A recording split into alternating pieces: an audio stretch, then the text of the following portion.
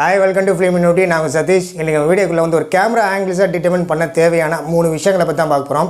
அதாவது subject size, subject angle, camera height, இந்த 3 பற்றி தான் பார்க்க போகிறோம். ஃபர்ஸ்ட் ஆஃப் ஆல் சப்ஜெக்டோட சைஸை தெரிஞ்சுக்கணும். சப்ஜெக்ட் என்னென்னு தெரிஞ்சுக்கோங்க. சப்ஜெக்ட் அப்படிங்கிற வந்து கேமரா ஃப்ரேமில் வந்து ஒரு பொருளையோ ஒரு கேரக்டரை வந்து சப்ஜெக்ட்னு சொல்லுவாங்க. இந்த சப்ஜெக்டோட சைஸை நம்ம எப்படி காட்ட போகிறோம் அப்படிங்கிறத பார்ப்போம்.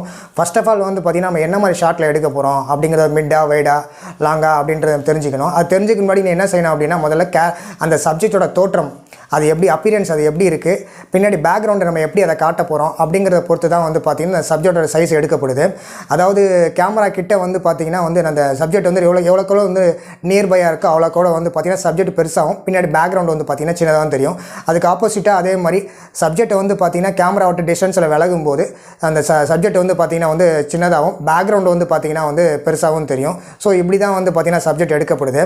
இதை நம்ம இன்னும் கொஞ்சம் டீட்டெயிலாக பார்ப்போம். அதாவது சப்ஜெக்ட்டுக்கும் கேமராவுக்கும் டிஸ்டன்ஸ் என்ன, அதோட லென்ஸ் என்ன லென்ஸ் யூஸ் பண்ணியிருக்கோம், அதோட ஃபோக்கல் லென்த் என்ன அப்படிங்கிறத பொறுத்து தான் வந்து பார்த்திங்கன்னா சப்ஜெக்ட் சைஸை வந்து நம்ம வந்து ஸ்க்ரீனில் கொண்டு வர முடியும்.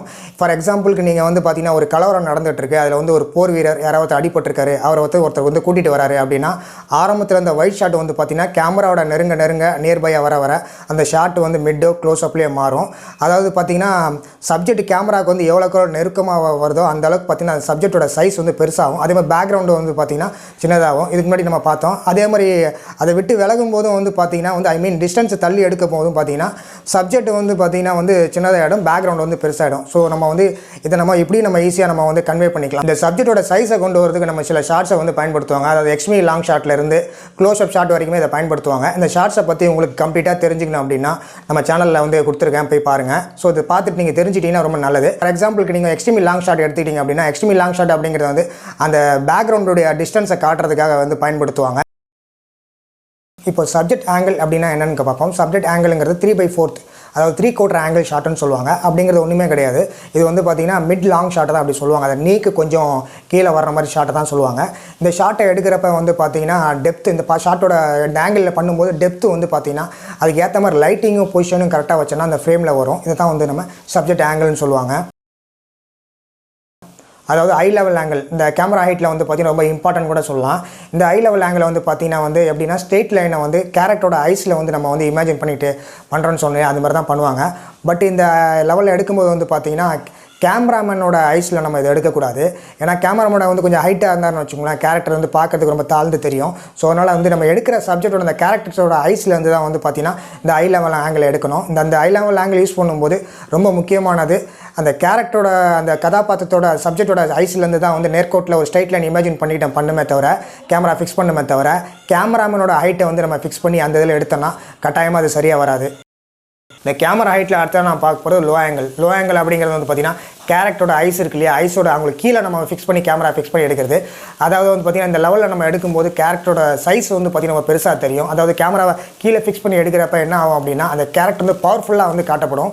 அதேமாதிரி கேரக்டர் ரொம்ப சேடாக இருக்காங்க, ரொம்ப இண்டிவிஜுவலாக ஏதாவது விஷயத்தை காட்டணும் அப்படின்னா வந்து பார்த்திங்கன்னா ஷார்ட்டை பயன்படுத்துவாங்க. மேக்ஸிமம் ஷார்ட்டை வந்து பார்த்திங்கன்னா ரொம்ப கேரக்டர்ஸை பெருசாக பவர்ஃபுல்லாக நம்ம எடுத்துக்கிறது பயன்படுத்துவாங்க. இந்த ஷார்ட்டும் வந்து பார்த்திங்கன்னா கேரக்டர்ஸோட ஐஸ்லேருந்து எடுக்கணுமே தவிர கேமராமேனோட ஐஸில் ஃபிக்ஸ் பண்ணி கேமரா ஃபிக்ஸ் பண்ணி எடுக்கக்கூடாது. அடுத்த நம்ம ஹை ஆங்கிளை பற்றி பார்ப்போம். ஹை ஆங்கிள் அப்படிங்கிறது பார்த்திங்கன்னா கேரக்டரோட ஐஸோட மேலே ஸ்ட்ரெயிட் லைனுக்கு மேலே வச்சு நம்ம கேமரா ஃபிக்ஸ் பண்ணி எடுக்கிறது. அதாவது இந்த மாதிரி எடுக்கிறப்ப வந்து பார்த்திங்கன்னா கேரக்டர்ஸ் வந்து ரொம்ப வீக்காக காட்டப்படும். அதாவது கேரக்டர் சைஸ் வந்து ரொம்ப சின்னதாக இருக்கும்.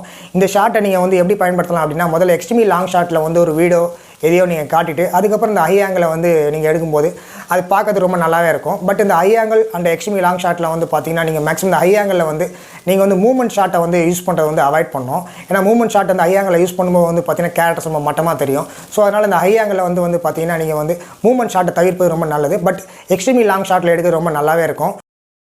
மூணாவது நம்ம பார்க்க போகிறது angle plus angle. Angle plus angle அப்படிங்கிறது என்னென்னு பார்த்தீங்கன்னா இதை வந்து நம்ம வந்து லோ ஆங்கிளையோ ஹை ஆங்கிள் மிக்ஸ் பண்ணி எடுக்கிறது. அதாவது இதுக்கு முன்னாடி நம்ம பார்த்தா 3/4 ஷாட் பார்த்தோம் இல்லையா, 3/4 ஆங்கிள் சொன்னோம் இல்லையா, அந்த ஷாட்டோட அந்த லோ ஆங்கிளையும் ஹை ஆங்கிளையும் சேர்த்து எடுக்கிறப்ப ரொம்ப பிரம்மாண்டமாக தெரியும். இந்த ஆங்கிளும் வந்து இந்த ஆங்கிள் ப்ளஸ் ஆங்கிளும் வந்து பார்த்திங்கன்னா வந்து பார்க்கறதுக்கு ரொம்ப நல்லாவே இருக்கும். ஃபைனலாக நாம் பார்க்க டில்ட் டச் ஆங்கிள். இந்த ஆங்கிளை நம்ம பயன்படுத்தி எடுக்கும்போது அந்த சப்ஜெக்ட் வந்து பார்த்திங்கன்னா கொஞ்சம் சாஞ்ச மாதிரி தெரியும். அதாவது லெஃப்ட் ஆர் ரைட்டில் வந்து பார்த்திங்கன்னா சாஞ்ச மாதிரி இருக்கும். அந்த ஷாட்டை எதுக்காக பயன்படுத்துவோம்னு பார்த்தீங்கன்னா ஏதாவது ஒரு வன்முறை சம்பவமோ அங்கே ஏதாவது தவறாக நடக்க போகுது அப்படிங்கிற விஷயத்தை காட்டுறதுக்காக வந்து பார்த்திங்கன்னா இதை வந்து நம்ம பயன்படுத்துவோம். இந்த ஷாட்டு வந்து பார்த்திங்கன்னா லெஃப்ட் பக்கம் சாஞ்ச மாதிரி இருந்தது அப்படின்னா ரொம்ப வீக்காக இருக்கும் கேரக்டர்ஸ். அதேமாதிரி ரைட் பக்கம் சாஞ்சிருந்தால் பார்த்திங்கன்னா கேரக்டர்ஸ் ரொம்ப பவர்ஃபுல்லாக இருக்கும்.